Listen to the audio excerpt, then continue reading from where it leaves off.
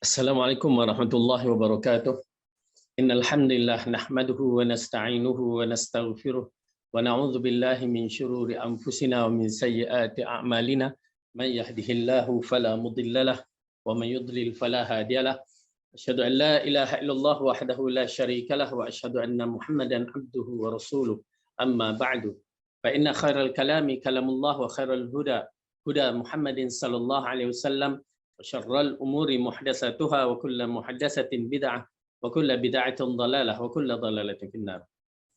Alhamdulillah, pertama kita rafa'kan syukur kepada Allah Subhanahu wa taala yang mengumpulkan kita pada hari ini di dalam majlis ilmu yang penuh keberkatan, dan kita mengharapkan majlis yang begini Allah berikan kita ilmu yang bermanfaat. Seterusnya Allah mengistiqamahkan kita dalam siri menuntut ilmu, dan yang paling penting Allah terima amalan kita menuntut ilmu dan memberatkan timbangan kita dan mempermudahkan bagi kita jalan ke syurga melalui dalil Rasulullah sallallahu alaihi wasallam, man salaka tariqan yaltamasu fihi ilman sahhalallahu lahu tariqan ilal jannah. Barang siapa yang berusaha menuntut ilmu, maka Allah akan permudah baginya jalan ke syurga, dan mudah-mudahan Allah permudahkan bagi kita semua jalan ke syurga. Amin ya rabbal alamin. Pada pelajaran yang lepas kita telah membicarakan satu persoalan yang besar berkaitan dengan qati'ur rahim ataupun silatul rahim, berhubung dengan eratkan ataupun menghubungi silatul rahim dan perkara yang menyebabkan pengharaman memutuskan silatul rahim. Maka hari ini pada bab yang kita bicarakan, berbuat baik dan silatul rahim, tajuk yang berikutnya, larangan memutus silaturahim. Larangan memutus silaturahim. Setelah kita melihat kelebihan ya Allah berikan kepada mereka yang menghubungkan silaturahim itu, kelebihan itu merupakan satu kelebihan yang besar, tidak dinafikan. Kelebihan yang boleh memberikan kita ganjaran-ganjaran pahala yang besar, boleh memberikan kita kebaikan di dunia dan kebaikan di akhirat. Maka oleh kerana itu Allah mengarahkan kita menjaganya. Kenapa? Karena bila arahan daripada Allah merupakan satu arahan yang mutlak, arahan yang besar yang mesti kita ikut, kerana ada sebaliknya. Ada kebaikan di sebaliknya. Ya. Jadi dalam tajuk yang kita bicarakan, hadis yang berikutnya berkaitan dengan larangan memutus silaturahim, hadis yang ke-18. Larangan memutus silaturahim, hadis yang ke-18. Dari Jubair ibn Mut'im, dia berkata bahawa Rasulullah SAW bersabda, la yadkhulul jannata qati'un, tidak akan masuk syurga pemutus silaturahim. Ya. Dalam hadis ini jelas kepada kita bahawa orang yang memutuskan silaturahim merupakan orang di antara makhluk ataupun hamba-hamba Allah yang akan merasa azab neraka. Jadi apabila yang dimaksudkan tidak akan masuk syurga itu, maksudnya dia berhadapan. Kadang-kadang kita akan berjumpa dengan hadis-hadis yang mana tidak akan masuk syurga, sedangkan dia orang beriman. Ya, maksud di sini Allah akan masukkan dia di neraka dahulu, akan diseksa dahulu. Akan diseksa dahulu, kemudian habisnya dosa-dosa keingkaran ataupun maksiat itu, maka barulah dia akan dimasukkan syurga. Berbandingkan orang yang disebutkan akan masuk syurga dengan arti kata lain, kebanyakannya ianya merupakan perkara yang mana orang ini dosa-dosanya tidak seperti dosa-dosa yang besar-besar. Kerana qati'ur rahim di antara dosa-dosa besar. Ya, qati'ur rahim, putus hubungan silaturahim adalah dosa-dosa besar. Baik, kita tengok kandungan hadis ini. Pertama, Allah berfirman di dalam surah Al-Baqarah. Allah berfirman dalam surah Al-Baqarah ayat yang ke-27. A'udzubillahi minasyaitonirrajim. Okey. Tuan-tuan dan puan-puan buka surah Al-Baqarah ayat yang ke-27. Pertama tanya apa khabar lah, tanya khabar apa khabar ya. Dah makan, dah apa semua ya, dah ready. Insya-Allah. Baik. Ayat yang ke-27 Allah berfirman. Setelah ayat ini berkaitan dengan ayat yang atas, lalu Allah mengatakan, A'udzubillahi minasyaitonir rajim.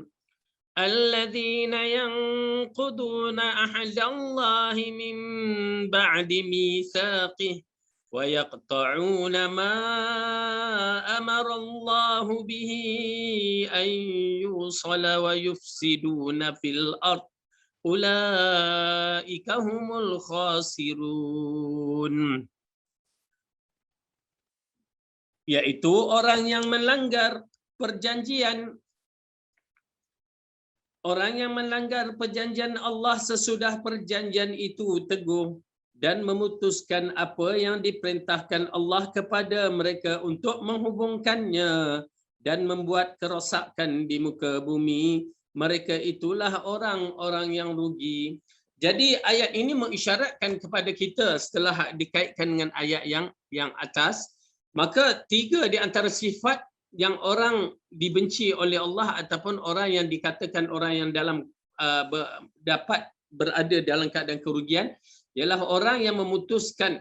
Pertama, orang yang melanggar janji perjanjian dia yang telah ditetapkan atau dilakukan dengan Allah. Kemudian orang yang memutuskan silaturahim, dan yang ketiga orang yang membuat kefasadan di muka bumi. Ya, kefasadan ni adalah satu kalimah umum. Bila kita menyaksikan terjemahan-terjemahan dalam Al-Quran, berbagai-bagai bentuk kefasadan, kerosakan, ya, mencuri termasuk dalam kefasadan, buat maksiat termasuk dalam kefasadan di muka bumi. Kerana apa kaitan buat maksiat dengan kefasadan di muka bumi? Tuan-tuan dan puan-puan, bila kita melakukan maksiat, berarti kita telah melakukan kerosakan di muka bumi. Yakni dosa-dosa kita ini akan menyebabkan beberapa perkara yang tidak baik akan berlaku di muka bumi, seperti kemarau, seperti kekurangan harta, kekurangan makanan. Semua itu berkaitan rapat dengan maksiat di muka bumi. Sesiapa yang boleh merujuk dalam kitab-kitab yang bertajuk, di antara kitab itu tajuknya kesan dosa terhadap bumi, okey, terhadap dunia kita ni. Di antaranya yang Rasulullah sebut, orang yang melakukan riba, banyaknya arak, banyaknya zina, ini semua adalah kefasadan yang berlaku di muka bumi yang boleh menyebabkan bumi ini akan berlaku kerosakanlah, disebabkan dosa-dosa kita. Kemudian disebutkan dalam hadis Al-Bukhari dan Muslim, hadis daripada Abu Hurairah radhiyallahu anhu, bahawa Nabi bersabda, qamatir rahim faqalat hadha maqamu a'idhi min qati'i, qala na'am am tardayna an asila man wasalaka wa aqta'a man qata'aka, qalat bala, qala fazalika lak fadhaki laki. Okay. Ar-Rahim pernah berdiri lalu berkata, inilah tempat berdirinya orang yang memohon perlindunganmu dan dari pemutus silaturahim. Allah telah menjawab, ya aku terima. Tidakkah engkau redha jika aku menyambungkan orang yang menyambungmu dan aku memutuskan orang yang memutusmu? Ar-Rahim berkata, ya saya redha. Allah berfirman, kalau begitu itu adalah hak kamu. Dalam pelajaran yang lepas kita telah membicarakan kedudukan Ar-Rahim, sifat Rahim itu yang Allah letakkan, ya, pada arasnya, yang kita telah bahaskan bagaimana, wallahu alam, dan kita telah terangkan bahawa program yang Allah jadikan ini adalah satu program yang menarik, yang mana Allah installkan dalam tubuh badan kita sifat Rahim, sifat kasih, sifat sayang, sifat pemarah. Semua benda tu asalnya kita ni kosong, seperti komputer, lalu didownloadkan, diinstalkan program, maka jadilah kita. Lalu tetapi ingat tuan-tuan dan puan-puan, bila kita membahaskan persoalan-persoalan yang ghaib begini, kita hanya perlukan keimanan. Kita nak bahas panjang tak mungkin. Kenapa? Masalah rahim bukan masalah kita. Maksudnya kita tak mampu untuk mengkajinya begitu mendalam. Kerana apa yang hadis kata, itulah kita berdiri. Kita tak mampu untuk membicarakan lebih daripada itu. Kalau kita membicarakan lebih daripada itu, memerlukan fakta. Seperti mana coronavirus yang kita katakan virus itu kita tak nampak. Kita memerlukan kepakaran orang-orang yang membuktikan. Bila dah dibuktikan, kita tak tahu asalnya bagaimana, sehingga diterangkan, lalu ditunjukkan sampel dia, bentuk dia apa semua, baru datang maklumat. Asalnya kita tak tahu. Kalau orang kata corona lah, kita tak tahu macam mana ke apa ke. Ya, baik. Begitu juga dalam masalah rahim, kita berdiri di atas dalil sampai mana Allah mengatakan, sampai itu sahaja yang kita mampu menceritakan. Begitu juga sampai mana hadis menerangkan, sampai situ sajalah yang kita mampu untuk membicaranya dan tidak lebih daripada itu. Jadi apabila kita melihat sifat ini, Ar-Rahim ini berbicara dengan Allah, kita beriman dan Allah mengambilkan perjanjian kepadanya, siapa yang menghubunginya maka dia akan mendapat kebaikan, dan siapa yang memutusnya maka dia akan dapat keburukan. Baik. Kedua, tentang siapa saja kerabat yang termasuk Islam, kategori Ar-Rahim yang harus disambungkan dan tidak boleh diputuskan terbahagi dalam 3 pendapat. Okey, sebagai seorang mukmin dia ada perkara-perkara yang perlu dilihat, ya, perkara-perkara yang perlu dilihat dari sudut Ar-Rahim, sifat Ar-Rahim ini, perhubungan silaturahim sesama Islam. Sesama kafir tidak ada silaturahim. Ya, silaturahim tidak ada. Maksudnya silaturahim dari sudut urusan dunia itu lain, tapi urusan akhirat tidak ada. Namun kita diarahkan menghubungi terutamanya orang yang terapat seperti ibu dan ayah untuk dakwah, ya, untuk dakwah dan berlaku ihsan kepada keduanya, kerana itu walaupun dia kafir ada syarat-syaratnya, kerana dia kedudukan dia istimewa ibu dan ayah. Baik. Pendapat yang pertama, maksud Ar-Rahim adalah semua kerabat yang haram dinikahi, jelasnya. Jika salah satu lelaki yang seorang lagi wanita sehingga diharam bagi keduanya untuk menikah. Berdasarkan pengertian ini disambungkan kekerabatannya. Mereka mempunyai pendapat itu berdalilkan dengan haramnya memadu antara seorang wanita dengan bibiknya dari pihak ayah. Pasal menikahi bibi tidak diharamkan kecuali adanya kekhawatiran kerabat akan terputus. Kerana itu selama orang lelaki tidak diharamkan untuk menikahi wanita tertentu kerana adanya kekhawatiran seperti tadi, sama arti tidak ada kekhawatiran bakal terjadi pemutus silaturahim. Baik. Pendapat yang pertama mengenai rahim ini adalah mereka-mereka yang dikaitkan dengan orang-orang yang tidak boleh dinikahi. Ya, maksudnya akribah, kaum kerabat yang ajnabi, yang mahram, yang tidak boleh dinikahi. Ini disebabkan perkara ini lalu dikiaskan seperti mana apabila seorang lelaki ingin berkahwin, ya, lebih daripada 2 misalan, ya, dia tidak boleh mengambil seorang wanita tu dan dia tak boleh ambil adik ataupun kakak wanita tersebut dalam masa yang sama. Okey, kerana ini perhubungan silaturahim, keakraban, kaum keluarga. Jadi tak boleh, oleh kerana itu maksud silaturahim di sini berkaitan dengan ar-rahim, kaum kerabat yang tidak boleh dinikahi. Begitu juga dibagi misal bahawa dengan seorang mak saudara dan anaknya tak boleh digabungkan 2 kerana ia merupakan satu gabungan yang diharamkan. Seorang itu kahwin dengan anak anak saudaranya, lepas tu dia kahwin dengan mak saudara tu, maka dikumpul, tak boleh. Tak boleh. Okey, oleh kerana itu yang dikaitkan dengan silaturahim ini berkaitan dengan kaum kerabat yang tidak boleh dinikahi ataupun kita katakan mahram. Kemudian pendapat yang kedua, kerabat yang ada saling mewarisi, dalil mereka kemukakan adalah sabda Rasulullah SAW, summa adnaka. Kemudian kerabat yang lebih dekat denganmu dan yang lebih dekat lagi denganmu. Anjuran dalam hadis ini mencakupi para kerabat yang terdekat dan yang lebih dekat lagi seorang adalah ahli warisnya. Okey. Pendapat yang kedua yang mengatakan akribah ataupun ar-rahim ini adalah orang yang boleh mewariskan harta. Mewariskan harta. Dan bila kita mewariskan harta, dia ada, ya, ashabul warasa ini, ya, maka dia ada cabang-cabang dia yang mana mereka yang rapat akan mendapat bahagian-bahagian mereka. Ya, ada. Jadi orang-orang yang begini, ya, mereka mampu untuk mereka termasuk dalam dikatakan sebagai akribah ataupun orang yang layak untuk disilaturahimkan. Kemudian pendapat yang ketiga, kaum kerabat secara keseluruhannya tanpa adanya sangkut paut dengan pernikahan ataupun waris. Pendapat inilah yang lebih tepat. Tentu saja berlaku baik terhadap mereka ini berbeza-beza keadaannya sesuai dengan jauh dan dekat hubungan dengan memandangkan kemampuan serta keperluan masing-masing. Okey, pendapat yang ketiga pula mengatakan mereka itu ialah kaum keluarga kita, kaum kerabat kita, ya, yang paling dekat ke yang paling jauh, bau-bau yang ada bau-bau bacang kata orang pun dikategorikan sebagai kaum kerabat. Dan pendapat ini adalah pendapat yang paling tepat dan ia insya-Allah memang tepat, yang mana kewajipan kita ataupun seharusnya kita menjaga silaturahim terhadap kaum kerabat yang dekat ataupun yang jauh. Kerana itu perbuatan yang dibuatkan oleh Rasulullah sallallahu alaihi wasallam.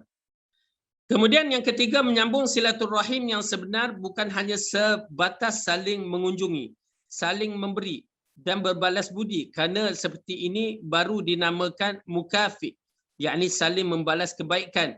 Diriwayatkan oleh Al-Bukhari, okey, radhiyallahu rahimahullah, mengatakan Rasulullah bersabda, laisal wasilu bil mukafi walakil wasilul ladzi idza quti'at rahimuhu wasalaha.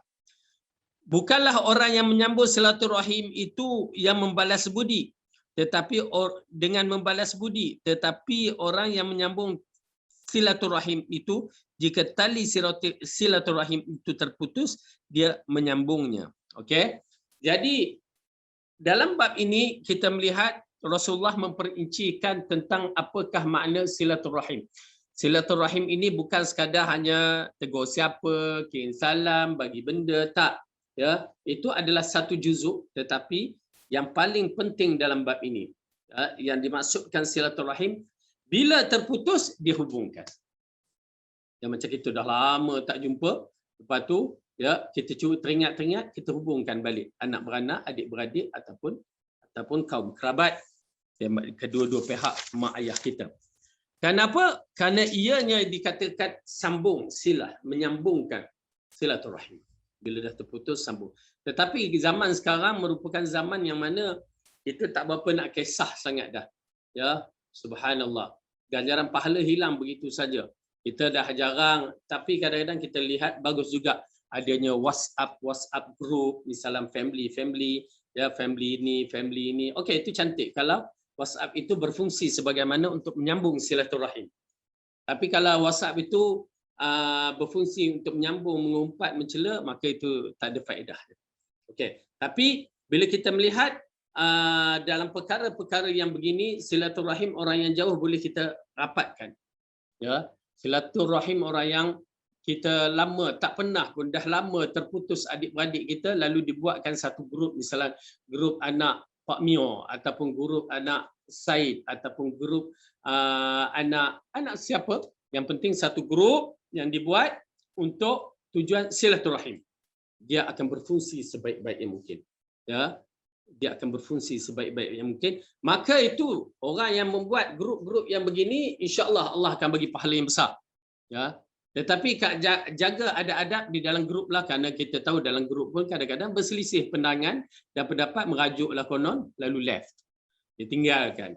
Ya, yang seorang pula mentang-mentang dia admin, dia zoom, dia keluarkan. Okey. Jadi itu hal masing-masing. Cuma kita nak menceritakan dalam bab-bab yang begini, silaturahim kadang-kadang boleh terputus dengan beberapa perkara.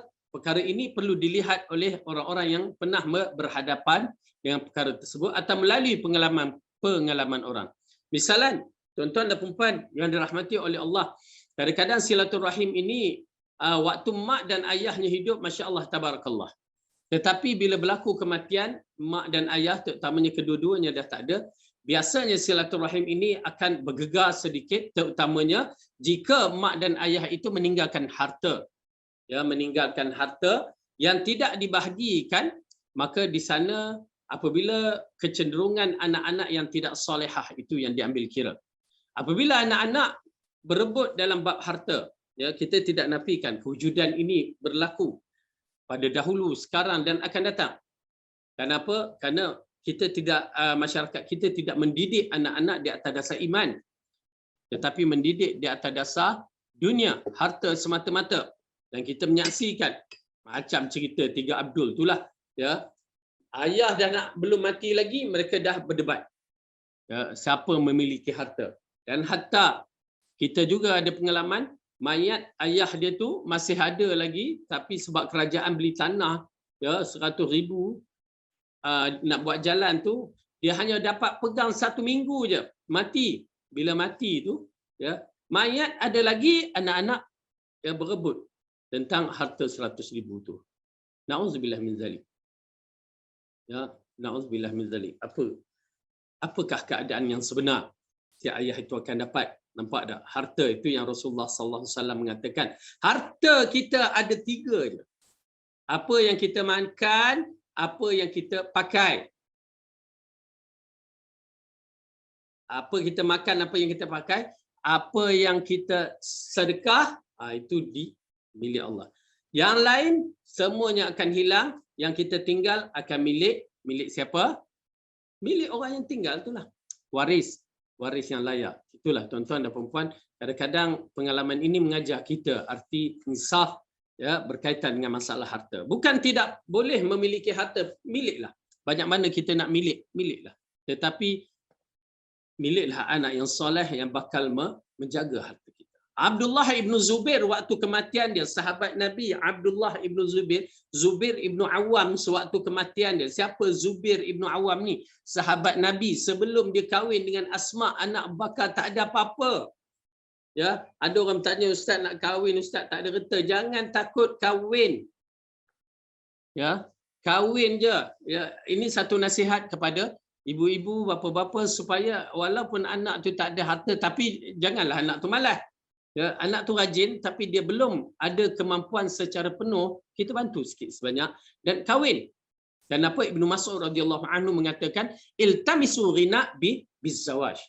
Carilah kekayaan dengan perkahwinan. Insya-Allah bila dia kahwin tu Allah dah letakkan program rezeki dia tu. Jangan takut. Ya, janji dia rajin. Kalau malas tu tak payah kahwinlah. Ya, duduk dalam kubur aja. Itu jenis malas. Senang cerita. Okay. Tapi yang rajin tapi masih belum ada kemampuan. Ya, bukan tak ada kemampuan, ada. Kalau dikahwin Allah buka rezeki. Tengoklah tak percaya kahwin. Bagi orang yang belum kahwin itulah, dan anak-anak muda yang belum kahwin. Dan kewajipan bapa ni membantu. Okey. Jadi bila seseorang itu meninggalkan harta dalam keadaan yang begitu banyak, misalnya Zubair ibn Awam sebelum dia berkahwin tak ada apa-apa. Lalu dia berkahwin dengan Asma, anak kepada Abu Bakar. Kenal Asma yang tanggalkan tali yang mengikat seluar dia tu, lalu diikat makanan Rasulullah, dihantarkan di Jabal Thur sewaktu hijrah Rasulullah. Pada hari kematian Zubair ibn Awam, apa yang ditinggalkan? Kita dengar story dia permulaan tak ada apa-apa. Ya. Tahu tak tuan-tuan dan perempuan, bila saya kira congak-congak balik apa yang disebutkan oleh Abdullah ibn Zubair tentang harta Zubair ibn Awam. Bak kata dia macam cerita 3 Abdul tu. Ya, harta di Madinah tu banyak. Nun harta di luar negara tu banyak, tanah-tanah yang bereka-eka. Ya, subhanallah, berjuta, bila dikirakan berjuta dia tinggalkan. Tetapi dia tinggalkan anak yang soleh. Zubair, Abdullah ibn Zubair, Mas'ab ibn Zubair, Arwah ibn Zubair. Ya, ini semua anak-anak yang masyhur dengan kesolehan mereka. Jadi alhamdulillah harta tak menjadi masalah. Harta tak menjadi masalah. Oleh kerana itu bila kita meninggalkan harta, tinggalkan anak yang soleh. Alhamdulillah. Kalaupun apa kita rasa kita ni dah nak mati, okey, tinggalkan wasiat, letak kepada wasiat. Tetapi ingat, letak pada wasiat itu wasiat selepas kita mati. Ya, itu penting. Ya, melalui pengalaman-pengalaman kita. Amat penting. Kenapa? Kadang-kadang mak dan ayah memberikan harta ini, ya, harta dia ada tanah dia bagi kepada anak. Dia tak tinggal. Kenapa? Dia kata anak-anak akan menjaga dia. Tuan-tuan dan perempuan, anak-anak belum tentu mampu untuk menjaga mak dan ayah. Dia sibuk, terutamanya anak lelaki ni, ya, berbahaya. Allah bagikan dia kelebihan sebagai seorang yang bertanggungjawab pada mak dan ayah dia. Oleh kerana itu, sebenarnya faraid diberikan lebih kepada anak lelaki disebabkan itu. Faraid diberikan lebih kepada anak lelaki daripada perempuan sebab tanggungjawab, bukan sebab untuk dia enjoy. Tetapi kita tak pernah memahaminya, kita tak pernah mendidikkan anak kita, ya, masyarakat kita ni, menyebabkan anak lelaki bila mati jemaah ayah dia jadi ketua pula dah, dan dia bab faraid dia akan pertahankan nak lebih. Tetapi bab tanggungjawab tak ada. Tahu dah anak lelaki selagi mak dan ayah dia hidup, dia bertanggungjawab. Adalah berdosa jika dia biarkan mak ayah dia selagi dia hidup di rumah orang tua, misalan. Kalau dia tak jaga betul-betul, boleh, tetapi dengan syarat yang ketat. Kalau tidak, letak kat rumah isteri tak nak jaga, biarkan isteri. Kita bertanggungjawab. Tetapi sayang anak lelaki lebih membesarkan isteri dia daripada mak dan ayah. Berdosa besar. Mak dan ayah adalah nyawa kita yang perlu kita jaga. Itu ujian yang Allah bagi kepada kita. Ya. Anak lelaki selagi mak ayah ataupun mak atau ayahnya masih hidup, maka dia bertanggungjawab makan dan minum orang tua tu, ya, rumah tempat tinggalnya, kedudukan penjagaan dia, semua dia bertanggungjawab. Berat. Itu pasal bila dibagikan separuh, ya, dalam pembagian faraid tu, dia terpaksa agih-agihkan, ya, mak dia macam mana. Kalau ialah bila faraid tu berkaitan dengan salah seorang orang tuanya, ya, keadaan orang yang masih hidup tu bagaimana mak ataupun ayah dia nak diuruskan, adik-beradik dia terutamanya adik yang kecil-kecil ataupun adik-adik yang cacat ataupun di kalangan adik-adik perempuan dia, adik-beradik perempuan yang mungkin menjanda ataupun mungkin dia ambil kira tu. Tuan-tuan dan perempuan, ya, belum tentu harta faraid setengah itu dimilikinya, walaupun 1/4 belum tentu. Kalau anak lelaki itu amanah.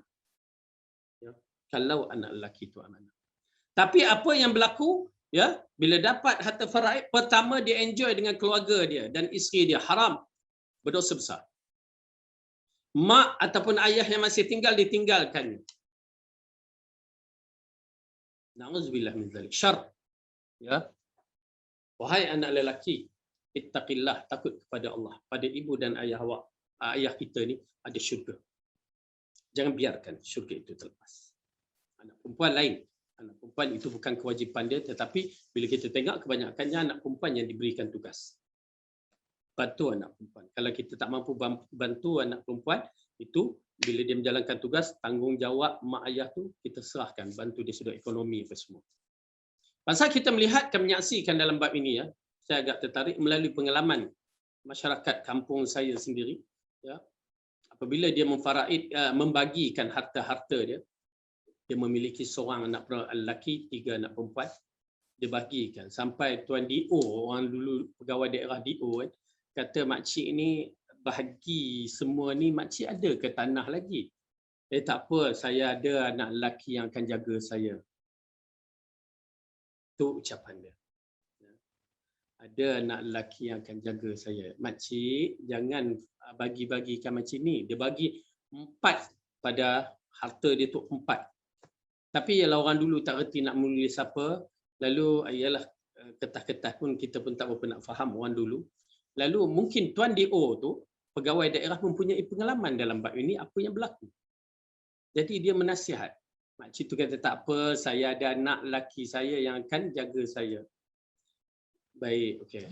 Wallahu alam. Tuan DO tu asalnya pembahagian itu adalah di atas nama 4/4. Ya, maksudnya semua anak dia akan dapat 1/4, 1/4, 1/4. Tetapi dengan ihsannya tuan DO yang renungan jauh, lalu dia letakkan 5/5. Berarti 1/5. Semua dapat 1/5 untuk apa-apa berlaku. Tuan-tuan dan puan-puan, menarik sekali dalam perkara tu memang berlaku. Anak lelaki yang diharapkan, ya, untuk bersama dia, yang menjaga dia, apa berlaku? Apabila anak lelaki dia ada isteri, dan bila seorang lelaki tidak mempunyai keteguhan dalam jiwa dia untuk menjaga ibunya dan ayahnya, maka akan menjadi satu kepincangan dalam hidup dia. Dia lebih membesarkan isteri. Berlakulah sedikit krisis antara anak dengan menantu dengan isteri dia. mak mak dia dengan isteri dia. Maka perselisihan itu yang menyebabkan dia tak boleh nak buat pertimbangan yang tegas, tidak ada satu kata putus, melainkan yamilu, mengikut kehendak isteri. Merajuk mak dia. Tertekan. Yalah, biasalah anak menantu dengan mak mentua. Tetapi sikap seorang anak mesti ada keputusan yang tegas dalam bab itu. Kerana pada ibu ada syurga, pada isteri belum tentu. Kerana isteri kita pegang di atas dasar akad, bila-bila saja boleh terputus. Tapi pada ibu tidak ada akad. Dia itulah ibu kita. Akhirnya si ibu ni membawa diri. Hilang. Dikatakan hilang selama 3 hari ke 2 hari begitu. Hilang. Orang mula mencari. Ke mana dia? Ke mana dia? Cari. Tak jumpa. Ya. Cari hari kedua, tak jumpa. Dan hari ketiga, barulah jumpa di satu tempat di sebidang tanah tepi dengan sawah. Memang dia ada sawah padi di situ. Ya, dia macam kalau kita duduk, kalau kita tengok cerita gambar-gambar, kalau sawah tu kadang-kadang tengah-tengah tu macam ada pulau, ada pondok kan. Dia duduk di satu kawasan pokok rembia. Pokok rembia ni macam pokok apa yang kita nak sebut, orang Kuala Lumpur tahu ke? Macam pokok kelapa lah senang, tapi dia bukan pokok kelapa, tapi dia lain sikit. Ataupun macam kelapa sawit tu, ya. Lalu bila dapati kat mana ada pondok kat situ, dia ambil pokok, daun-daun pokok tu, dia buat macam kemah tu, ya, bukan macam kemah. Dia nak sandar, dia duduk bawah tu. Orang kampung cari-cari jumpa kat situ, menangis. Tanah sebesar-besarnya sudahnya ke situ dia duduk. Lalu kata, jom balik. Aku tak nak balik. Aku tak nak balik. Saya yang menjadi tahu cerita tu, saya ambil tanah tu, saya beli tanah tu. Jadi mereka ceritakan benda-benda ini. Saya tak nak balik.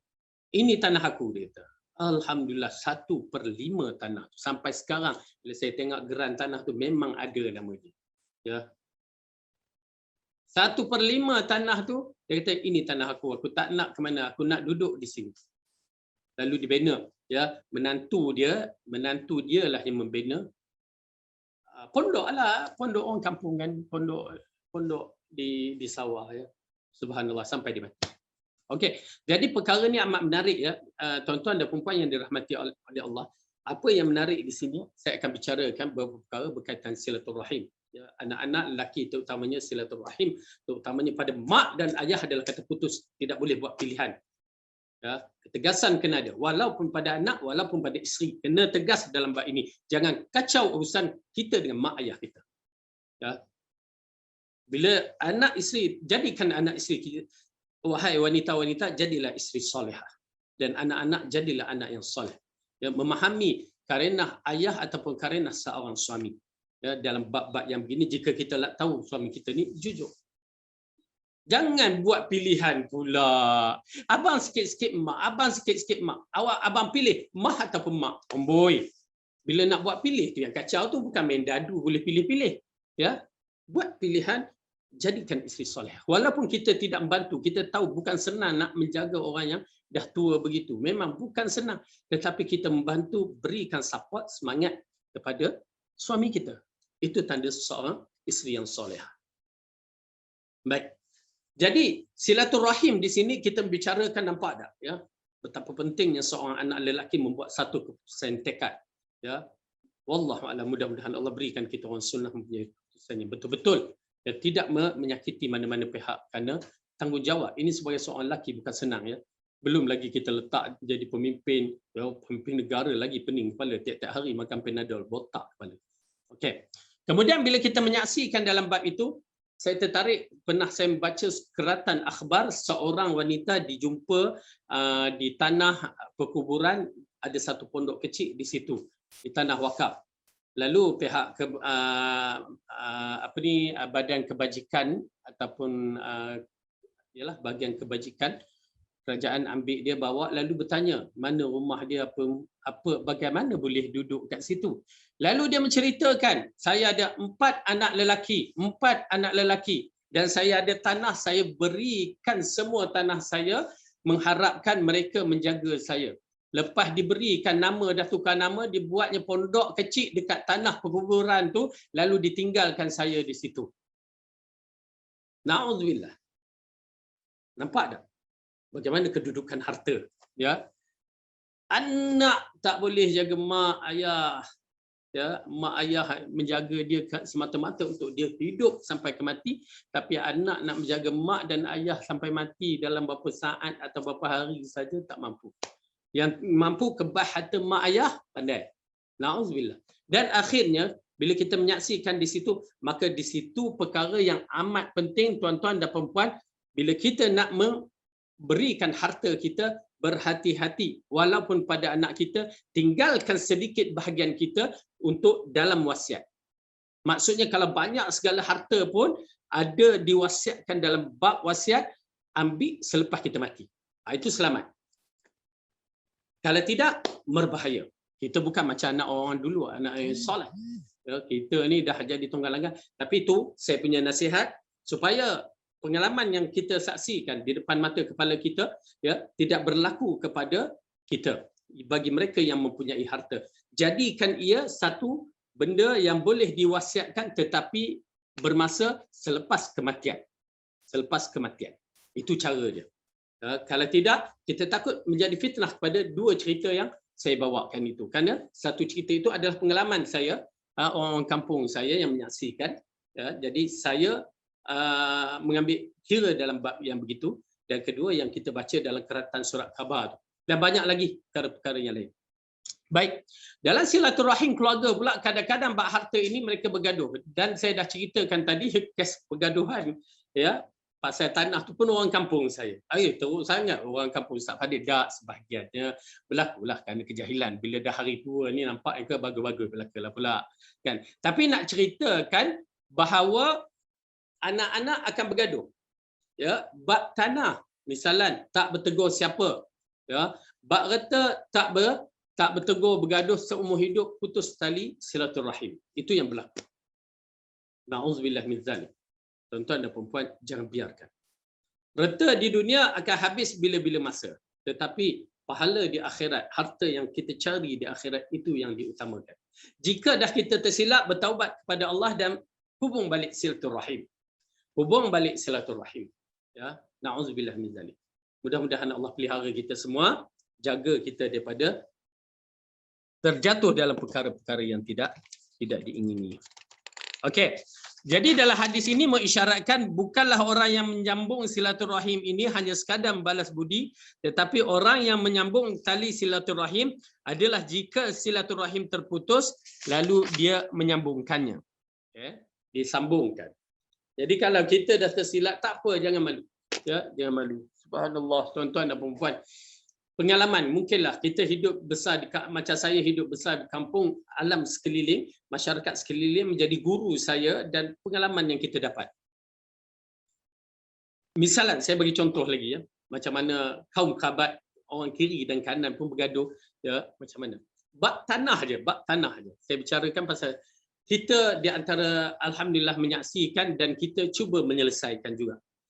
Tuan-tuan dan perempuan, pergaduhan ini lah orang-orang kampung kan dulu. Dia bergaduh pasal tanah, sukatan dia tak panggil pejabat tanah untuk sukat. Itulah puncanya.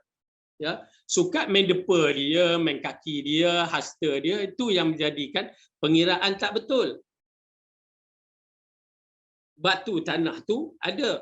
Cuma pembahagian bila dah bagi tu, dia jadi kecil besar. Iyalah, kita nak bagi straight, dia sengit.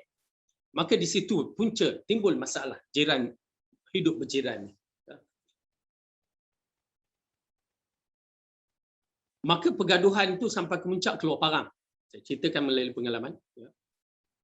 Pasal di Kuala Lumpur pun pernah salah seorang dulu pun bergaduh macam itu kes dia. Sampai masuk mahkamah kebiarkan. Di sini yang saya tahu, ya, pasal saya berada di kampung saya tahu. Sampai bergaduh berkaitan dengan tanah, ya, sempadan tanah tak sama. Yang ni dikatakan pihak ni ambil lebih. Yang ni kata tak, aku tak ambil lebih. Aku ambil cukup-cukup. Tak, gaduh, bertengkar, akhirnya keluar parang.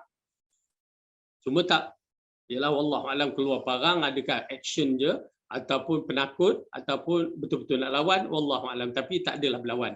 Yang tahu cerita hanya sekadar keluar parang. Jadi riuh tempik tu bergaduh, akhirnya ialah masing-masing bertahan oleh kerana rumah orang tu kat situ, rumah orang kat sini. Jadi tanah yang dibahaskan tanah yang bersebelahan dengan rumah orang tu. Okey, nak jadikan cerita ya, masya-Allah, agak menarik. Perbalahan terus dalam keadaan tak puas hati antara satu sama lain. Ya. Akhirnya orang ni mati, orang ni mati. Ya, tuan-tuan dan puan-puan, harta punya hal, dua-dua akan mati. Ya.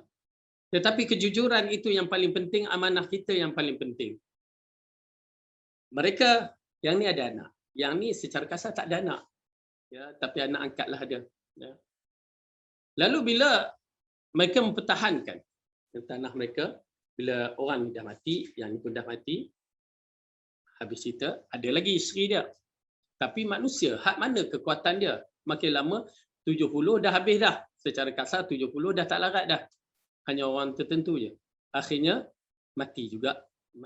Lalu, tetapi sebelum yang ni mati, ya, tanah tu telah diberikan kepada anak angkat yang kedua rasanya. Ya, dibagikanlah harta-harta dia tu, dan harta tanah ni diberikan kepada anak angkat. Lalu mereka ni, anak ni tak nak duduk kan. Tanah berbalah ni mereka tak nak duduk. Lalu mereka jumpa. Jumpa siapa? Jumpa saya. Alhamdulillah dia jumpa. Lalu dia kata, apa pandangan? Ya. Dia tak kata apa pandangan. Saya rasakan dia jumpa mak saya ustazah. Dia kata, tanah ni tanah perbalahan. Saya nak lepaskanlah tanah perbalahan ni, ya, kepada mana? Alhamdulillah, dia kata nak bagi pada Ustaz Fadil untuk buatkan program sekolah tahfiz. Subhanallah, ya, dialah yang lepas mereka, lepaslah. Tapi mudah-mudahan Allah ampunkan dosa-dosa mereka. Mungkin dengan saya wakafkan tanah ini, ya, Allah berikan kebaikan kepada mereka. Tuan-tuan dan puan-puan, subhanallah, ya, dia terus buat perjanjian dan diwakafkan. Selesai masalah. Pertama, masya-Allah, kedudukan nampak dah, walaupun anak angkat, tetapi anak yang tahu kedudukan akhirat, kedudukan alam akhirat sana, lalu dia carikan jalan penyelesaian, tak mau kritikal, tak mau krisis, maka diwakafkan. Okey, tak apa. Kemudian saya pun sukat. Ya, kita bila dapat tu kita kena sukatlah. Subhanallah, tuan-tuan dan puan-puan, nampak tak? Sukat dengan tangan, sukat dengan kaki, tak sama dengan tukang orang yang dilantik untuk menyukat. Bila disukatkan tanah tersebut, memang didapati salah satu pihak bersalahlah, ya, kerana ada temakan yang lebih, itu secara kasarlah kita sebut, ada temakan yang lebih itu lebih kurang hampir kepada 2 depa juga, ya, lebih. Subhanallah, bagaimana kita nak jawab depan Allah, ya, tuan-tuan dan puan-puan, kalau tidak diselesaikan. Bayangkan Rasulullah kata pengkhianatan terhadap tanah saja walaupun sejengkal akan dipikul di akhirat tanah tu, daripada 7 petala tanah tu ke bau kita untuk depan dengan Allah. Tapi dengan sifat anak yang soleh ini menyelesaikan masalah, Allah ampunkan, kita mengharapkan Allah ampunkan dosa-dosa. Satu bab. Kemudian tanah yang sebelah tu, anak dia tak nak jual. Tetapi cucu dia, anak tu nak bagi kat cucu tu dah mula mentionkan kepada kita. Ya, saya rasa pasal tanah ni memang tanah yang bergaduh dulu, saya pun nak melepaskan dosa-dosa untuk nenek saya. Ya, Ustaz, saya wakafkan pada sekolah. Masya-Allah. Alhamdulillah kita menyelesaikan, dan alhamdulillah dengan izin Allah, dan juga para jemaah, di antara jemaah saya tak nafikan, jemaah Yayasan Ta'lim yang pernah memberikan sumbangan untuk membina sekolah tersebut, alhamdulillah sekolah itu telah terbina, ya, dah lebih kurang, ya, 4 tahun 5 tahun dah, Ya, alhamdulillah. Itu di antara jalan-jalan yang terbaik untuk menyelesaikan masalah bila benda tu datang krisis yang begitu dahsyat. Jadi alhamdulillah program kita bagi orang mengaji Quran datang datang ke rumah tu untuk belajar Quran apa semua, dan insya-Allah tiap-tiap masih lagi berjalan sampai sekarang ni. Mudah-mudahan Allah bagi pahala kedua-dua pihak, daripada cucunya, anaknya, dan sampai tu nenek mereka tu minta Allah ampunkan dengan Al-Quran yang mereka baca. Jadi silaturahim begitulah keadaannya ya. Kadang-kadang boleh terputus disebabkan harta. Maka minta Allah pelihara kita, ya, anak cucu kita supaya tidak berbalah dalam bab ini. Baik, dengan demikian menurut hadis ini penyambung silaturahim yang sebenar adalah orang yang menghubungi kerabat yang memutuskan tali persaudaraan. Inilah yang dinamakan dengan penyambung tali kekerabatan yang sempurna sekaligus yang paling terpuji. Baik, dalam bab ini apabila kita menyaksikan ditafsirkan oleh para ulama berkaitan dengan hadis silaturahim itu, ialah orang yang memutus kita cuba menyambungkan balik. Orang cuba putus, kita cuba menyambungkan balik silaturahim. Itulah sifat yang terpuji. Ya, walaupun tak berjaya tetapi kita ada cuba untuk menyambungkan silaturahim, maka sifat itu adalah sifat yang paling baik, ya, yang bakal menduduki singgasana syurga yang terbaik. Kemudian keempat, tingkatan menyambung kekerabatan ada 3 tahap berikut: orang yang menyambung tali kekerabatan, orang yang baru membalas setelah kekerabatannya disambung, dan orang yang memutuskannya. Okey, jadi tingkat kekerabatan untuk silaturahim ini ada 3 tahap. Pertama, orang yang menyambung tali kekerabatan, ya, macam kita cuba sambungkan silaturahim kepada orang yang lama terputus, dan orang yang kedua, orang yang baru membalas setelah kerabatnya disambung. Orang yang kedua yang bertindak membalas, dan maksudnya nak sambung ke tidak. Jadi tidak ada kepentingan dalam bab itu. Yang paling penting silaturahim. Yang ketiga, orang yang dan orang yang memutuskannya. Jadi kategori ini orang yang memutuskannya itulah orang yang paling jahat dan paling tidak baik. Kemudian yang kelima, dalam Sahih Muslim diriwayatkan dalam satu hadis dari Abu Hurairah radhiyallahu anhu, seorang lelaki pernah mengadu, "Wahai Rasulullah, aku memiliki beberapa kerabat yang selalu aku jaga hubunganku dengan mereka, tetapi mereka justru sering menyakitiku. Aku sangat peduli kepada mereka tetapi mereka cuek. Maksudnya mereka boring terhadap aku." Maka Nabi bersabda. Okey, ini di antara hadis yang diriwayatkan oleh Muslim, ya, tulis kat situ hadis yang diriwayatkan Muslim. Ada bahawa seorang lelaki, ya, beritahu Rasulullah sallallahu alaihi wasallam, dia berjumpa, "Ya Rasulullah, aku ni menghubungkan silaturahim. Tetapi orang yang aku hubung ni dia tak mau. Dia selalu mempermainkan aku. Aku cuba nak menjaga silaturahim, dia cuba mempermainkan aku, dan mereka tidak layan aku untuk menghubungkan silaturahim." Okay, baik. Kemudian Rasulullah sallallahu alaihi wasallam mengatakan, "La in kunta kama qulta faka'annama tusifuhum al-mal wa la yazalu ma'aka minallahi dhahirun 'alaihim ma dumtu 'ala dhalik." Lalu Rasulullah menjawab kepada lelaki tersebut, "Jika keadaanmu seperti kamu katakan," yakni kamu yang nak buat silaturahim tapi mereka tak nak. Mereka tak nak. Okey, jika itu yang kamu katakan, maka engkau ini ibarat menempelkan pasir panas yang dapat mematangkan roti kepada mereka. Okey. Maksudnya kamu ni seolah-olah, ya, datang orang, macam mana ya kita nak bagi misal, Rasulullah kata menempelkan pasir panas, pasal kita tak pernah biasa pemahaman tempel lekatkan pasir panas pada roti, habislah roti. Ini kaedah kita yang kena faham. Kadang-kadang perkara-perkara begini kita kena selam alam zaman-zaman dahulu. Kadang-kadang bagus juga kita melihat perkara cerita, bukanlah kita nak bagi kata tengok cerita-cerita, tapi sejarah-sejarah zaman dahulu, ya, ada benda-benda yang tak pernah kita tengok pada zaman sekarang. Atau banyak benda yang baru je beberapa tahun yang ditinggalkan, bila muncul zaman sekarang kita pun tak pernah nak tengok. Ya, orang anak-anak muda sekarang tak pernah nak tengok macam tape, recorder tu kan, mana ada zaman sekarang. Semua sekarang ke rakam begitu sahaja.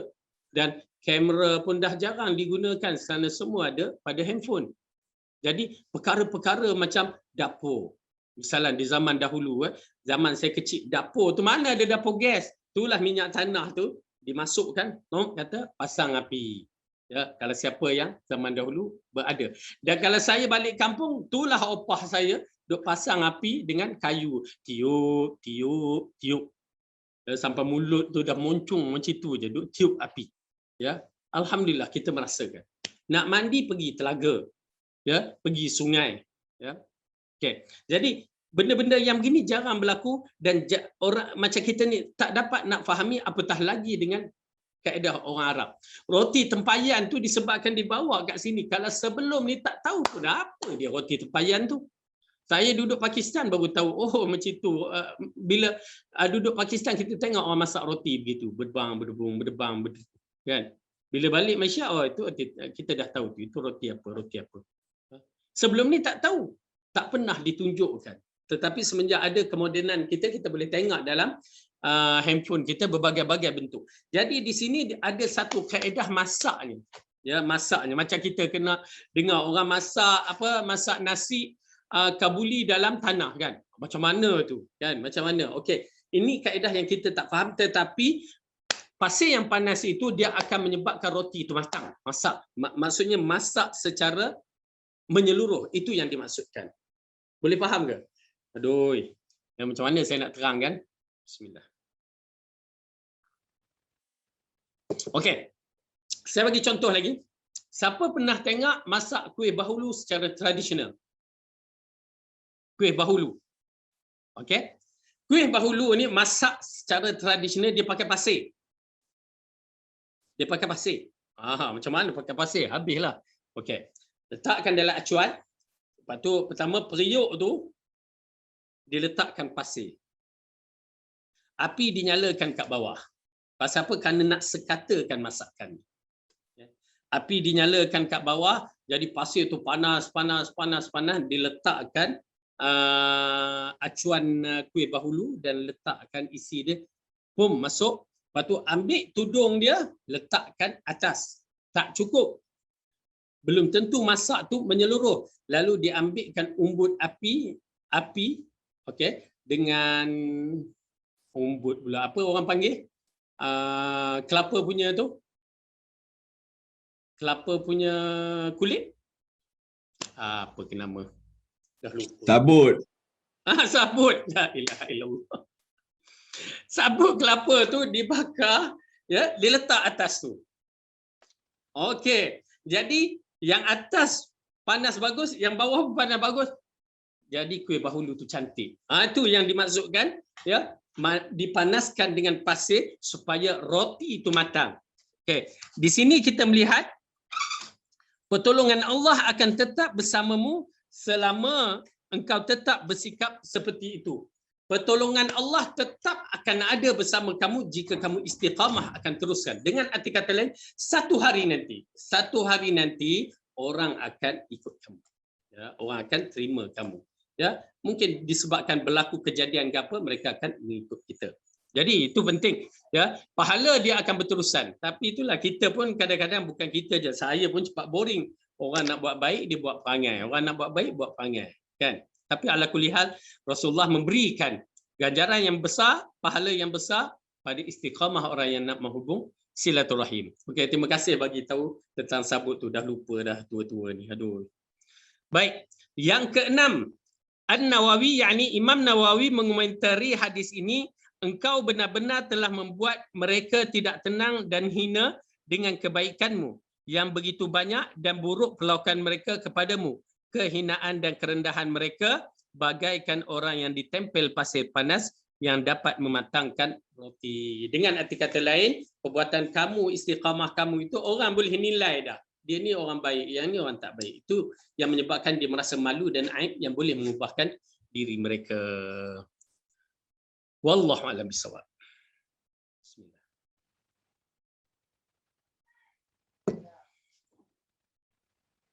Tajuk yang berikutnya, contoh-contoh perbuatan baik dan kebalikannya. Okay. Ini di antara perkara yang perlu kita lihat supaya di antara yang baik kita dapat kenali, yang buruk pun kita kenali. Sebab kata Saidina Umar, kita siapa Huzaifah Al-Yamani, kita mengenali kebaikan untuk diikuti, mengenali kejahatan untuk menyelamatkan diri kita. Ya. Baik.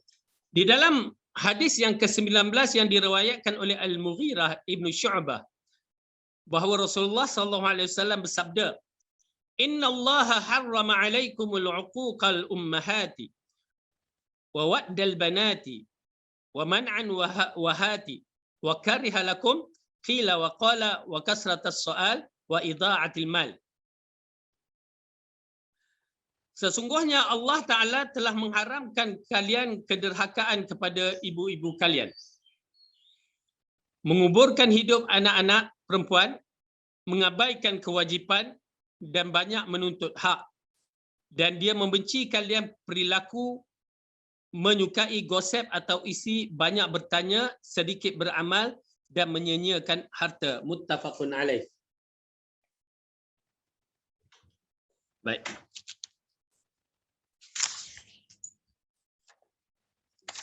Krosa kata dia, rasanya kita tak perlu, ya, boleh dibaca krosa kata ni. Kita masuk kepada kandungan hadis. Okay.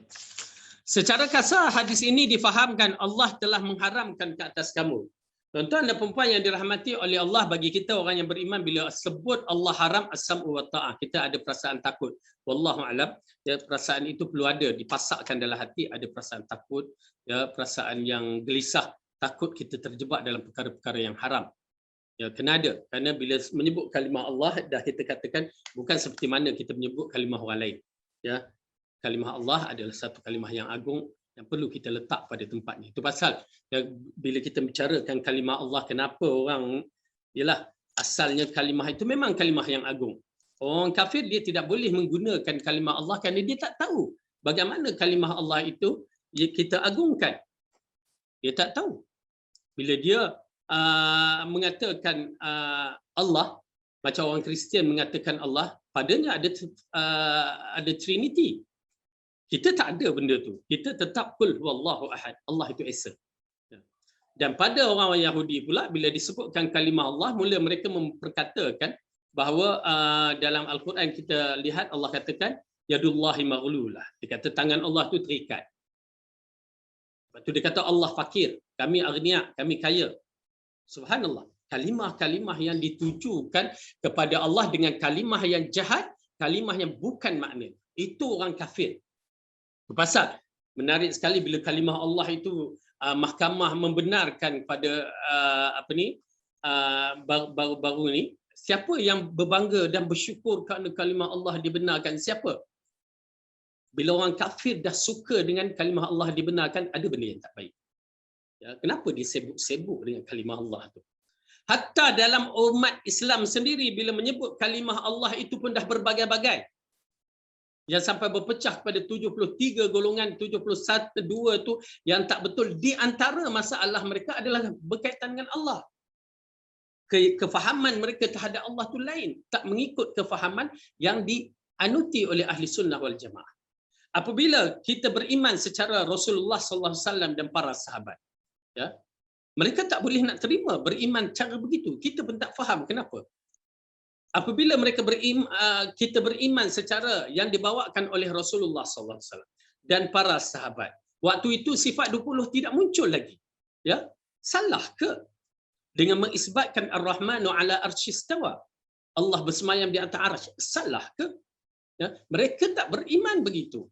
Nampak tak? Pada kalimah Allah saja kita dah terbahagi dengan berbagai-bagai. Oleh kerana itu kalimah Allah yang layak hanya orang ahli sunnah wal jamaah saja, ya, yang memahami Al-Quran dan As-Sunnah, mereka sahaja yang layak. Kerana mereka meletakkan Allah pada tempatnya. Yang lain tak meletakkan pada tempatnya. Dengan mentashbihkan Allah, mentakifkan Allah, mentafwidkan sifat-sifat Allah. Ini semua perkara-perkara yang wujud dalam akidah umat Islam. Oleh kerana itu tuan-tuan dan puan-puan, kita jadikan kita ni, ya, bila mengatakan kalimah Allah tu mengikut cara ahli sunnah wal jamaah. Baik. Innallaha harrama alaikum as-sam'u wa ta'ah. Allah telah mengharamkan kepada kita apa dia? Pertama, mengharamkan kalian derhaka kepada ibu-ibu. Kedudukan ibu yang tinggi, ya. Jadi kita lihat pada hadis ini. Pertama, hadis ini mengandungi penjelasan tentang beberapa perkara yang diharamkan oleh Allah Taala, iaitu menderhakai ibu. Allah Taala berfirman di dalam surah Al-Luqman. Okey, buka surah Luqman. Surah Al-Luqman pula. Surah Luqman. Surah Luqman surah yang ke-31. Ayat yang ke-14.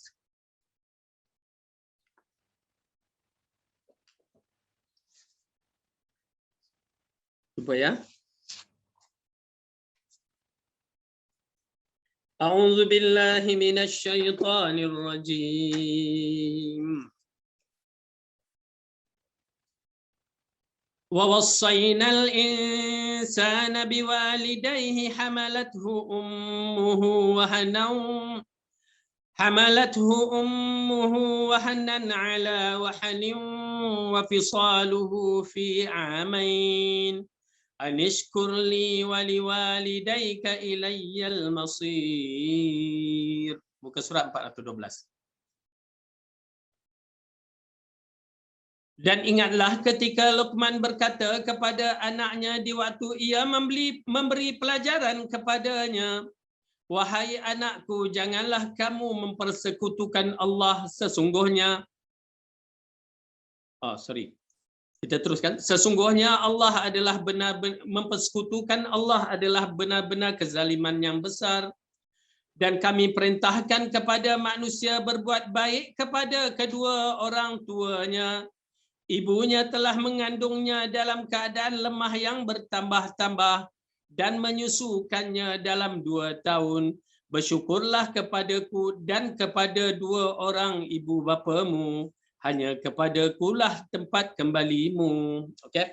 Kenapa kedudukan ibu yang paling tinggi apabila di kategori di dalam manusia ini, kategori yang paling tinggi adalah Rasulullah sallallahu alaihi wasallam, ya, dan para sahabat. Kemudian Allah berikan kelebihan kepada 2 orang ni, ibu dan bapa. Pada 2 orang ini yang paling tinggi ibu. Kemudian baru bapa. Ya, itu nasiblah bapa. Dan nak buat macam mana kita tak mengandung. Okey. Ibu yang mengandung, ibu yang merasakan kesakitan, wallahu alam, kita pun tak tahu macam mana sakit dia, ya, sakitnya, ya. Sakit mengandung, sakit beranak, sakit bersalin, bahasa kena jaga. Sakit bersalin bukan senang, ya. Bapa okey je, tapi pernah satu kajian telah membuktikan bahawa para bapa memang tak mampu. Diletakkan dalam tempoh beberapa, macam seorang perempuan mengandung, okey, berapa gram dia letakkan pada badan dia, berapa gram barang yang berat. Lepas tu berapa gram tambah bengkok belakang orang lelaki tu dah tak larat. Ya, tapi orang perempuan mampu, ya. Itu kelebihan dia yang Allah bagikan. Pahala terlalu besar. Namun sebagai seorang suami, ya, kelebihan dia lain pula. Kenalah faham. Jangan cemburu, wallah sikit-sikit ibu, sikit-sikit ibu. Tak. Ya, memang itu kelebihannya. Allah jadikan. Kalau nak, ya, janganlah pula sampai nak tukar jantina nak jadi ibu pula, nak jadi orang perempuan macam setengah pihak tu. Nauzubillah. Okey. Jadi Allah meletakkan ibu kedudukannya tinggi apabila Allah mengatakan kenapa? Kerana dia mengandung, ya, mengandung selama 9 bulan.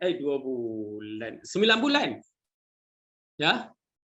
9 bulan. Lepas tu dia menyusukan selama 2 tahun. Subhanallah. Dahsyat. Tak mampu. Orang lelaki tak mampu. Adalah rasa sakit sangat, aksiden, rasanya macam sakit beranak. Wallahu alam. Ya, betul ke tidak? Tapi kesakitan itu bukan sesenang yang disangkakan. Kemudian kita buka surah Al-Ahqaf, surah yang ke-46. Ayat yang ke-15. Muka surat 504.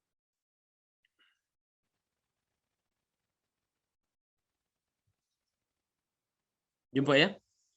A'udzu billahi minasy syaithanir rajim.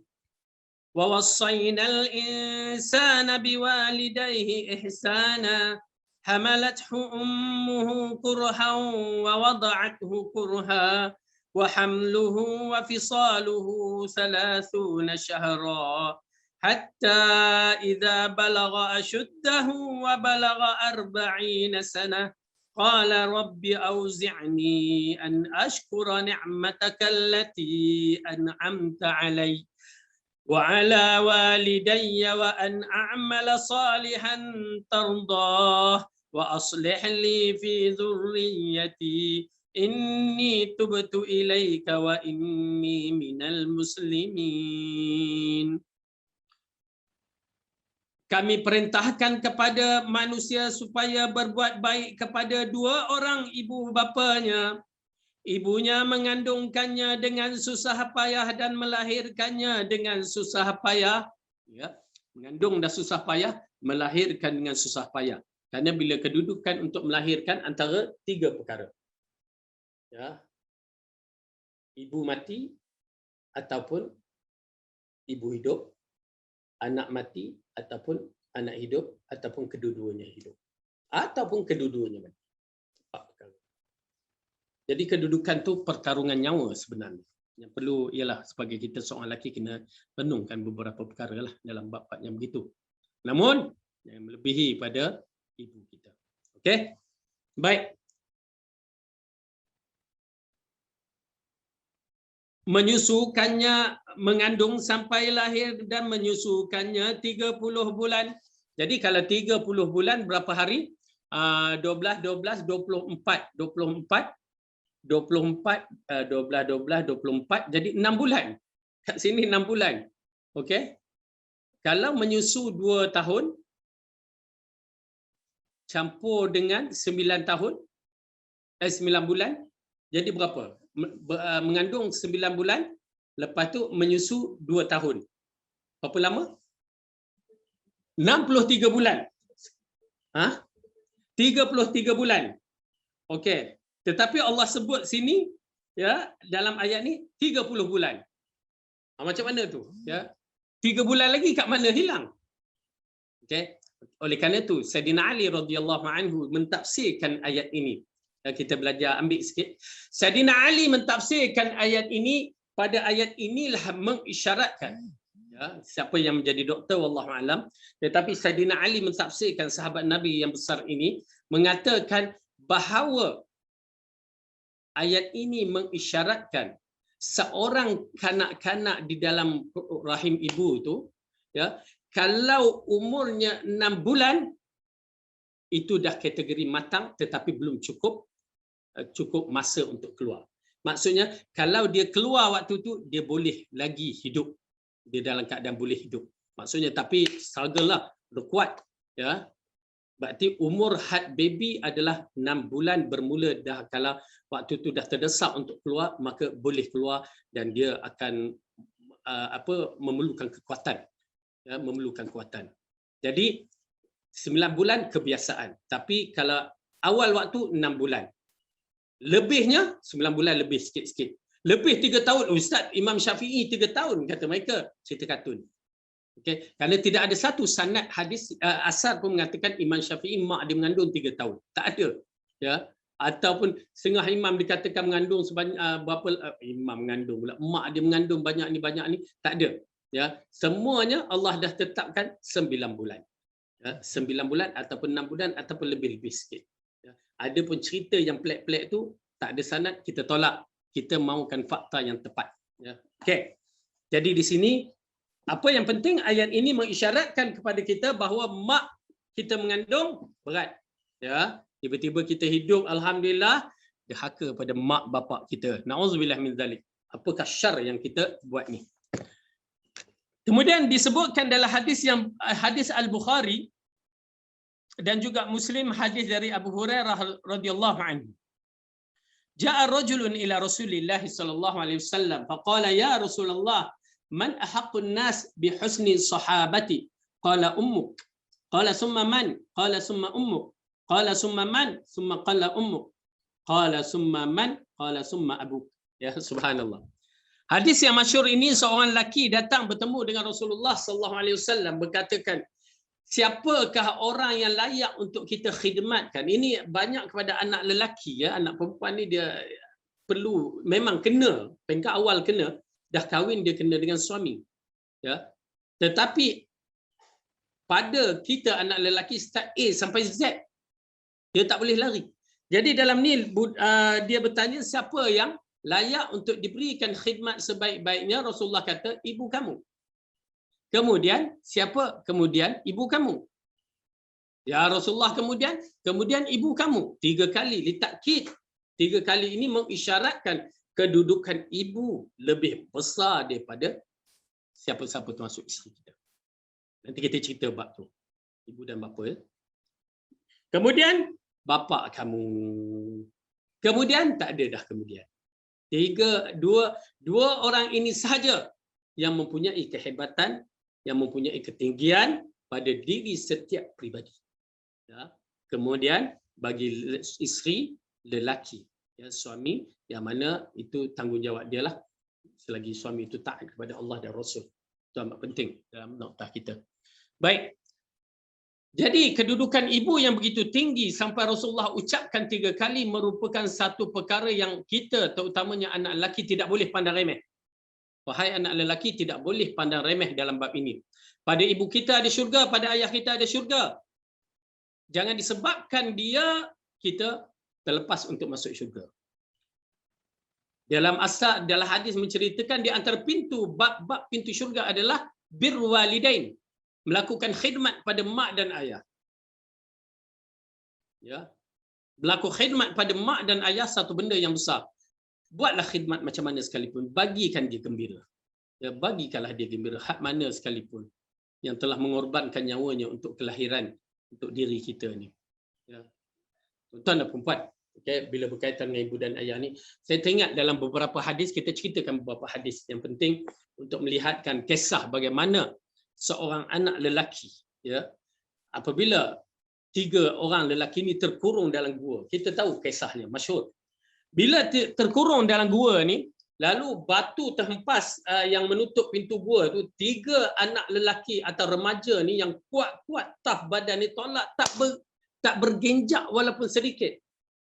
Tak bergenjak sikit pun. Cuba lagi, ya, tak boleh. Lalu salah seorang mengatakan, ya, wahai kawan-kawan, kita tak mampu untuk menolakkan ini. Kita hanya ada satu perkara sahaja yang berkaitan dengan doa kita kepada Allah. Nampak tak? Tuan-tuan dan perempuan, ya, bila dah berlaku macam itu, hati kita akan munajat kepada Tuhan yang Esa.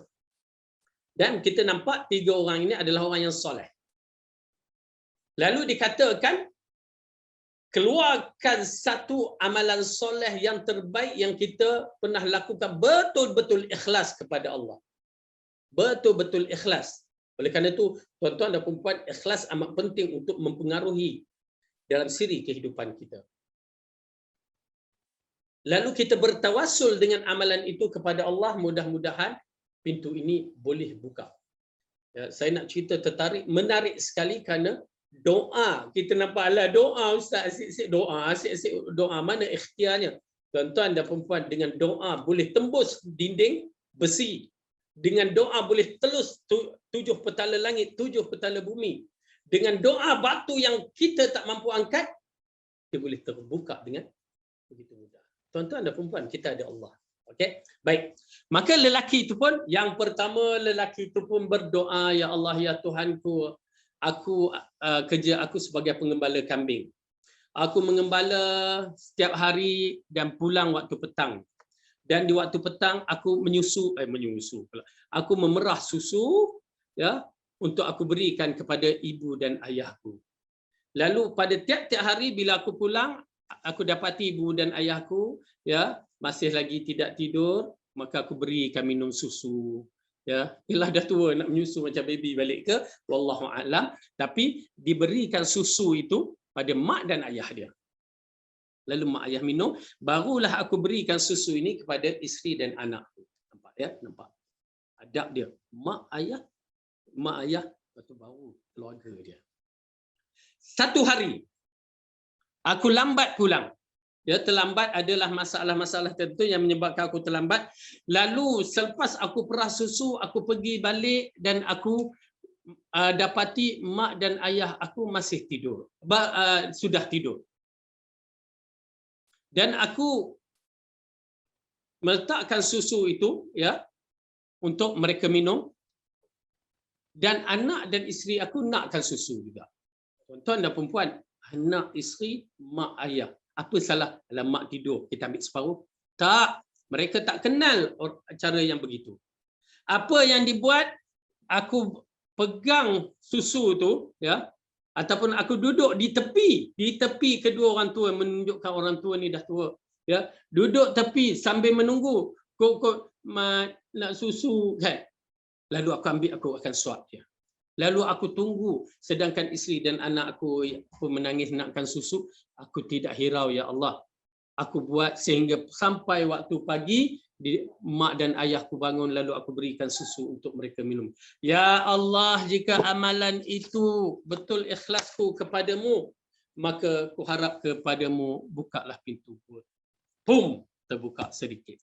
Tuan-tuan dan perempuan, nampak tak? Khidmat kepada mak dan ayah begitu tinggi yang dengan ikhlas kita, walaupun anak isteri jatuh nombor 2, ya, aku tak hiraukan kerana mu, ya Allah. Terbuka pintu 2. Besar. Betul, Rasulullah sewaktu naik di atas mimbar, rugilah seseorang itu mempunyai ibu dan ayah ataupun salah seorang ibu dan ayahnya yang masih hidup tetapi dia tidak boleh masuk syurga. Ini bir walidain, ya. Saya semalam ada orang hantar, ya, orang hantar, tak tahulah sampai kepada tuan-tuan dan perempuan ke tidak, viral tu. Dia hantar seorang budak tu, ya, cuci kaki mak dia dalam bekas, cuci kaki mak dia, video tangkaplah. Lepas tu yang lepas habis cuci kaki mak dia, dia cuci kaki bapak dia, cuci kaki bapak dia. Lepas tu apa dia buat? Dia ambil air tu, dia hirup. Apa pandangan tuan-tuan dan perempuan? Adakah itu bir walidain? La haula wala quwwata illa billah. Itu namanya ghulu, berlebih-lebihan. Bukan itu yang Rasulullah suruh kan. Tak pernah kita dapati sahabat meminum air kaki mak bapak dia. Hatta sahabat, bawah sahabat seperti Saidina Umar, Ibnu Umar tak pernah minum kaki Saidina Umar atau air kaki Saidina Umar. Begitu juga anak Abu Bakar tak pernah meminum air kaki kedua bapaknya. Dari mana dia dapat ni? Itu nama dia ghulu, berlebih-lebihan. Allah mengarahkan menjaga elok-elok, bukan duk pergi minum lepas tu kamu buat lok-lak, ya, suruh video tangkap viralkan. Itu bukan betul. Kamu sekadar untuk viral je, ya. Apa yang kamu buat pada mak ayah kamu, kamu bantu mak ayah kamu, kamu khidmatkan sebenar-benarnya, itu diambil kira. Bukan dicuci kaki macam ayah pin suruh Hindu letakkan susu lalu minum. Itu kartun, ya. Oleh kerana itu konsep bir walidain kena jaga elok-elok, ya. Kenapa pada ayat yang kita menyaksikan, pada perkara-perkara yang terlarang seperti syirik, bid'ah, khurafat itu perlu dijauhkan. Okey. Walaupun mak ayah paksa, tetapi akhlak kita kena mulia dan khidmatkan kepada mereka, dan bukan macam yang diviralkan duk pergi minum air kaki ayah dia. Kalau saya lah, siap gosok-gosok, ya, habis bersabun, pergi kamu minum, ya. Nauzubillah min dzalik. Itu perbuatan-perbuatan ghulu yang berlebihan yang tidak boleh. Kita nasihatkan, pergi nasihat yang penghantar tu supaya jangan diviralkan. Nauzubillah, syar. Okey? Jadi dari hadis yang di atas yang saya bacakan tadi mengisyaratkan kepada kita birrul walidain begitu besar yang menyebabkan kita boleh dapat pahala yang begitu besar, ya. Di antaranya boleh ditawassulkan menjadi amalan soleh kita. Syarat tawassul ada 3, ya, yang dibenarkan bertawassul. Pertama apa dia? Pertama melalui bertawassul dengan amalan soleh ini. Yang kedua bertawassul dengan asma wa sifat, nama-nama Allah yang terpuji. Yang ketiga bertawassul dengan orang soleh yang betul-betul soleh yang tolong mendoakan yang masih hidup. Itu je 3 yang dibenarkan. Selain daripada itu akan berlaku syirik. Akan berlaku syirik. Okey. Baik, diriwayatkan juga dari Al-Bukhari dan Muslim hadis dari Abu Bakar radhiyallahu anhu bahawa Nabi bersabda, "Ala unabbiukum bi akbaril kabair asyirku billah wa uququl walidain." Mahukah kalian aku beritahu tentang dosa yang paling besar?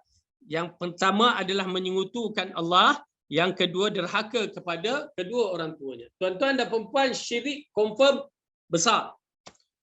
Termasuk walaupun dikatakan alah syirik kecil je, jangan, bila sebut kalimah syirik dia tetap besar walaupun dia kedudukannya kecil. Ya, macam seorang yang melakukan dosa, dia mencuri RM1, mencuri RM10, mencuri RM100, RM1,000,000. Curi dosa besar, tapi nilaian curi itu berbeza-beza.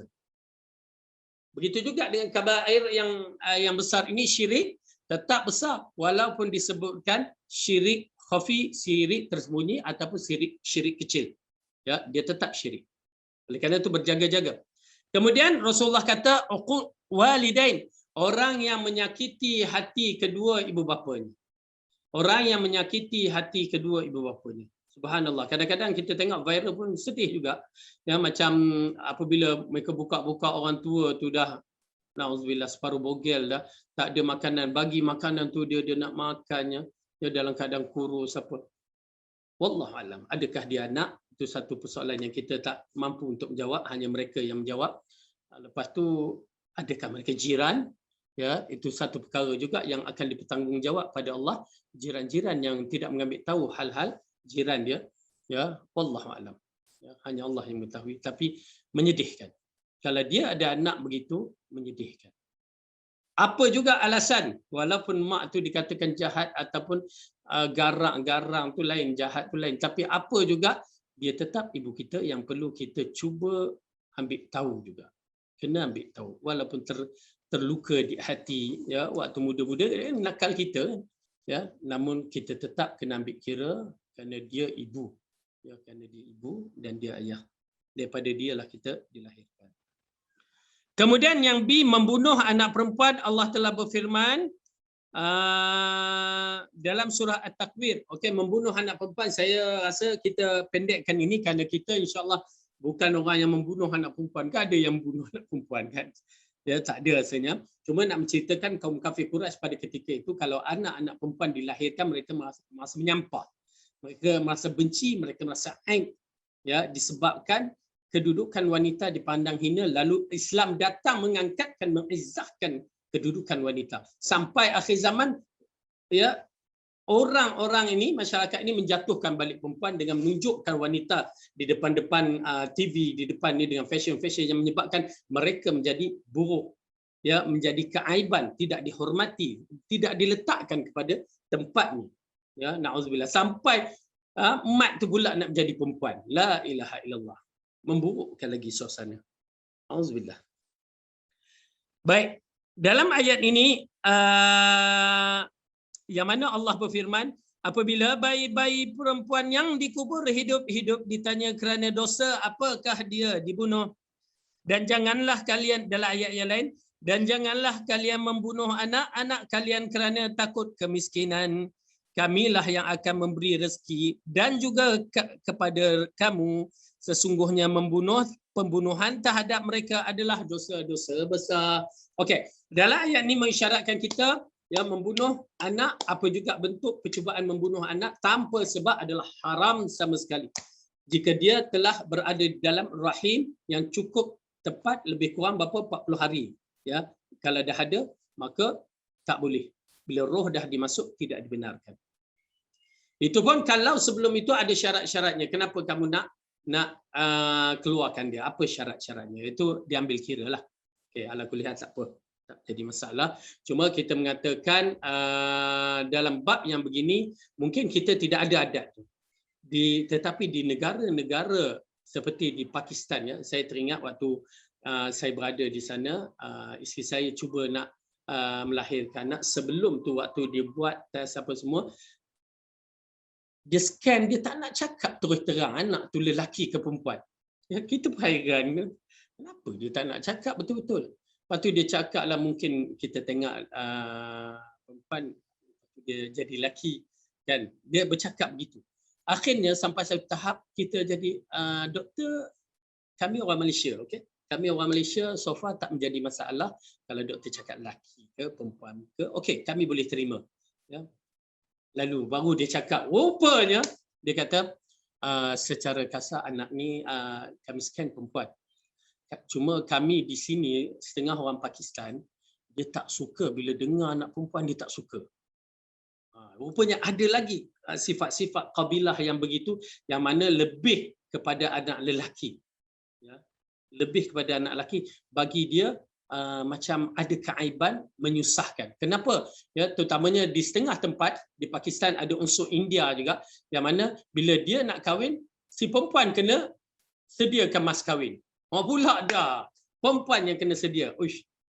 Baik Ustaz Fadil tak kahwin sana kan senang. Astagfirullah. Tak, cuma nak ceritakan begitu kaedahnya. Ya, sampai tahap apa mereka buat bila tahu isteri itu mengandung perempuan, ya, dia akan buat tengah-tengah duduk tu isteri jalan dia tahan kaki, jatuh, rebung. Bila jatuh tu pendarahan berlaku kadang-kadang gugur. Dia tak nak, dia kalau boleh nak keluarkan baby itu kalau dah tahu anak perempuan. Ya, dia akan buatlah berbagai hilah untuk baby itu gugur. Jadi naudzubillah min zalik. Perbuatan itu dikategorikan syar.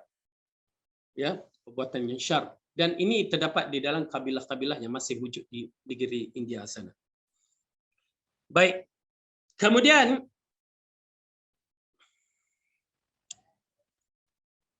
si menolak melaksanakan kewajipan-kewajipan agama yang dibebankan seperti tidak membayar zakat, enggan memberi nakah wajib, memperbanyakkan harta dengan cara yang tidak halal atau menghalalkan cara yang diharamkan. Al-Hafiz Ibn Hajar berkata kesimpulan bab ini adalah tidak mahu melaksanakan apa yang diperintah kepadanya agar ditunaikan dan menurut apa yang sebenarnya tidak berhak mendapatkannya. Baik. Yang berikutnya setelah kita bicarakan tentang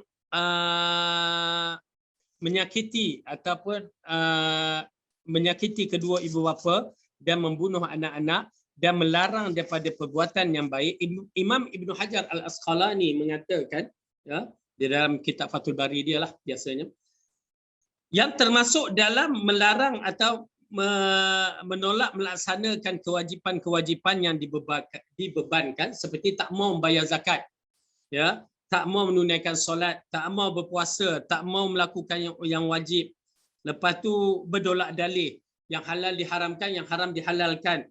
Jadi semua perkara itu termasuk dalam kategori yang cuba menghalang daripada kebaikan. Nauzubillah min zalik. Ya, kita minta lindung kepada Allah dari perbuatan itu. Berpusing-pusing dalam bab agama jangan as-sam'u wa ta'ah saja, dengar dan patuh je arahan Allah. Allah kata begitu, as-sam'u wa ta'ah, sami'na wa ata'na. Allah larang tu sami'na wa ata'na. Itu di antara sifat kita sebagai seorang yang beriman. Tetapi kalau kita dah mula berdolak dalih, ya, macam saya bagi contoh orang yang nak bayar zakat misalnya, nak bayar zakat. Misalnya dia nak bayar zakat. Kita tahu nasab dia, ya, nisab dia berapa banyak apa semua, ya, 85% bagi 85 gram, maka zakat dia 2.5% pada emas. Itu pun emas yang dikatakan 999. Kalau 916 lain pula dia punya bajet. Ala kulli hal, kita mengatakan kalau emas simpan begini kedudukannya, emas pakai begini, setengah ulama katakan. Okay. Jadi dia cuba, kalau setengah ulama kata tak perlu bayar zakat, setengah ulama kata ada tapi hadnya terlalu tinggi. Okay. Jadi dia ni emas simpan berbentuk emas yang boleh dipakai. Berbentuk, bukan emas tu boleh, berbentuk emas yang boleh dipakai. Jadi dia tak nak bayar zakat yang dah wajib, dia pakai emas tu. Okey, dia pakai. Sehari, 2, 3, 4 hari, lepas tu dia tanggal, dia letakkan balik. Saya pakai. Kita nak menipu Allah. Misalnya kita nak menipu Allah, tak nak bayar zakat. Ya. Dah tak pakai tu setahun dah tak pakai. Kenapa? Apalah salahnya bayar zakat sedikit? Banyak tu. Kan? Tapi dia tak nak. Pasal apa? Dia leceh bayar zakat lalu dia pakai. Pakailah dah seminggu, 2 minggu untuk mengatakan emas ini aku pakai. Itu namanya dari hukum Allah. Ya, macam Bani Israel. Bani Israel Allah kata jangan makan lemak binatang. Apa dia buat? Dia tak makan lemak binatang. Dia pergi produkkan lemak binatang itu dalam bentuk lilin-lilin, lepas tu dia jual. Aku tak makan lemak binatang, aku jual lilin daripada hasil lemak binatang dan aku makan duit. Itu rupa yang Rasulullah bagi misal. Oleh kerana itu jangan kita berpusing-pusing dalam bab ni. Hukum-hukum Allah, as-sam'u wa ta'ah, apa yang Allah arahkan kita ikut, apa yang Allah larang kita tinggal. Tengok tamat, tidak ada pilihan. Ya. Tidak ada pilihan. Jadi insya-Allah wallahu alam. Jadi insya-Allah saya rasa cukup sampai di sini dulu. Insya-Allah kita akan sambung pada pelajaran yang akan datang berkaitan dengan hadis ini. Mudah-mudahan Allah berikan kita ilmu yang bermanfaat. Seterusnya Allah memberikan kita kekuatan untuk bersedia pada bulan Ramadan dan insya-Allah ya, mudah-mudahan kita mendapat keberkatan dalam bulan Ramadan yang penuh barak nanti. Amin ya rabbal alamin. Ya, lagi satu kita offer lah kalau siapa yang berminat untuk majlis berbuka puasa ataupun infak pada sekolah tahfiz saya, ya, insya-Allah kita masih lagi membukanya. Wallahu a'lam bissawab. Aqulu qawli hadza wa astaghfirullah li wa lakum. Wassalamualaikum warahmatullahi wabarakatuh. Subhanakallahumma wa bihamdika asyhadu an la ilaha illa anta astaghfiruka wa atubu